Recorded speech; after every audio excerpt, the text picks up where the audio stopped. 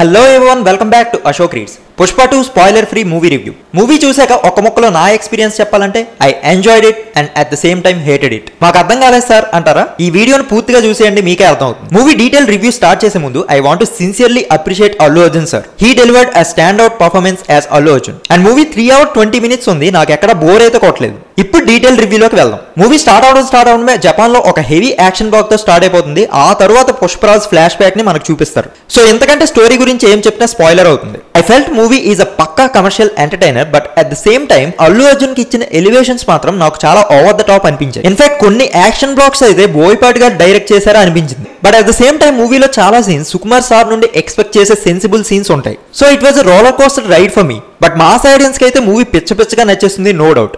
And north లో ఈ movie గట్టిగా సౌండ్ చేసింది, there are no doubts about it. ఈ మూవీ పుష్ప పార్ట్ 1 తో కంపేర్ చేస్తే 10 times బెటర్ అనిపించింది. అంటే మూవీ ఎక్కడ బోర్ కొట్టకుండా ఎక్కడికక్కడ మంచి ఎలివేషన్ సీన్స్ తీస్తూ చాలా బ్యూటిఫుల్ గా తీశారు. బట్ మూవీలో సెన్సిబుల్ సీన్స్ ఎంత బ్యూటిఫుల్ గా అనిపించాయో కొన్ని ఓవర్ ద టాప్ సీన్స్ వల్ల నాకు చాలా ఎబ్బెట్టుగా అనిపించింది. ఆ యాక్షన్ సీన్స్ మాస్ ఆడియన్స్ కి నచ్చేలా డిజైన్ చేశారు, నాకైతే అవి పెద్దగా నచ్చలేదు.